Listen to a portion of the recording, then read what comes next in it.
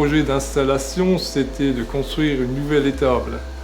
Pour pouvoir optimiser le système de l'exploitation, il fallait faire 120 vaches, quoi. Donc notre choix s'est porté sur le robot de traite. Je ne pouvais plus traire à cause de mes problèmes d'épaule. J'en ai parlé après avec mon mari. Il fallait qu'on trouve une solution et la solution a été le robot de traite. C'était ça où on arrêtait le lait.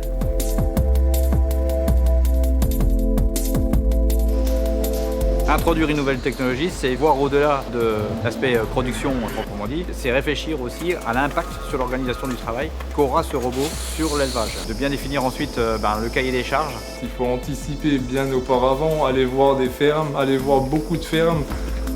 Ça leur permet de bien vérifier que la nouvelle technologie, en y réfléchissant, elle correspond à leurs besoins. Le robot de traite, c'était vraiment l'outil technique qui allait pouvoir remplacer mes bras. Et au fur et à mesure de l'adapter à son usage. Donc on est parti de zéro et donc on a pu intégrer tout autour du robot, de faire que ce soit le plus fonctionnel possible. À nous, notre projet, il fallait absolument qu'on arrive à adapter le robot de traite à notre exploitation, puisque l'exploitation, les bâtiments étaient existants. L'emplacement du robot, ça a été le plus important. C'était ce qu'il fallait déterminer en premier, l'emplacement et même le sens d'entrée et de sortie des vaches dans le robot. La porte intelligente, ça permet de trier les vaches. Si elle a été traite, la porte intelligente la laissera passer. Si elle n'a pas été traite, il faudra d'abord qu'elle se dirige vers le robot pour pouvoir accéder à la table d'alimentation.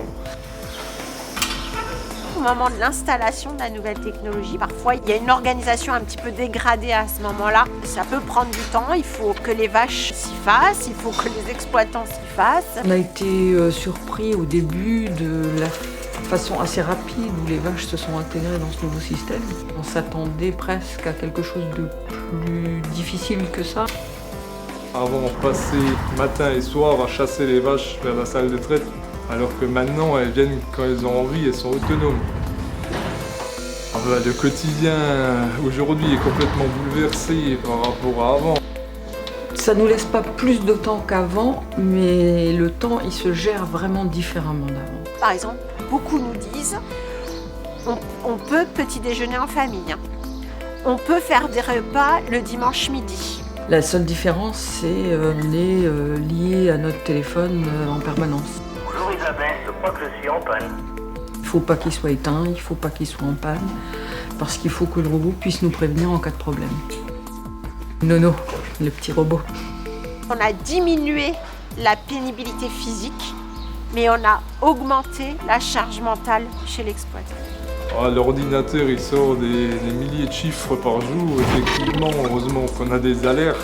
L'exploitation des données, c'est effectivement important que les éleveurs puissent parfaitement les maîtriser. Donc savoir où aller les chercher, savoir les trier. Par rapport à avant, on a beaucoup plus de données sur la vache. On est beaucoup plus pointilleux sur chaque problème. Une maladie sera détectée beaucoup plus tôt en robot de traite qu'en salle de traite. On va d'abord regarder l'ordinateur et voir les données qu'il y a, et après voir la réalité sur les vaches. Moi, je trouve qu'on est plus proche de nos vaches maintenant qu'on l'était avant. Ce qui est étonnant. Moi, je connais toujours l'ensemble de mes vaches, quoi. J'ai pas besoin de regarder le numéro. Oui, je pense que c'est une exploitation connectée. Dès le départ, on a intégré un maximum de nouvelles technologies. En quoi c'est une exploitation connectée? Elle n'est pas connectée. L'exploitation, elle est connectée surtout à nous, et nous à l'exploitation.